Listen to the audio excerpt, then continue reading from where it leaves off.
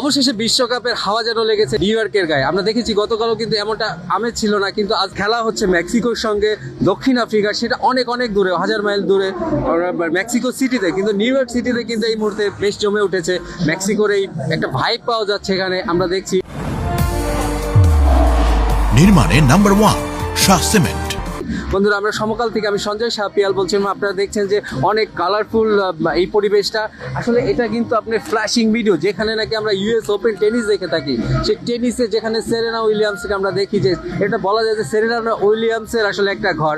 তো সেরেনা উইলিয়ামসের সেই ঘরে কিন্তু ফুটবলের হাওয়াটা লেগেছে। আপনারা দেখতে পাচ্ছেন যে ফ্যান জোনে আপনার প্রচুর মানুষ আসছে, যারা কিনা সরাসরি এই স্টেডিয়ামে খেলা দেখবে এবং শাকিরার সেই কনসার্টটাও দেখবে তারা লাইভ। এবং আমরা দেখলাম পথে পথে এই স্টেডিয়ামে আসার পথে পথে অনেক দর্শক কিন্তু আসছে। বিশেষ করে আপনি মেক্সিকোর যে সাপোর্টাররা, আমরা দেখছি যে মেক্সিকোর সাপোর্টাররা কিন্তু বেশ উদ্যমের সঙ্গে করছে।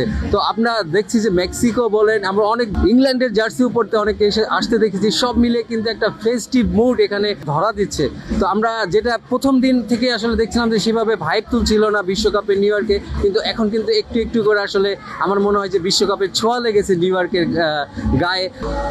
আমরা দেখছি ব্রাজিলের জার্সি গায়ে দিয়েও কিন্তু অনেক দর্শক এসেছে।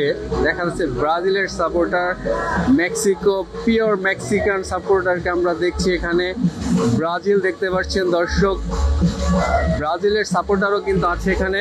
তো সবাইকে আসলে ধন্যবাদ নিউ ইয়র্ক সিটি থেকে।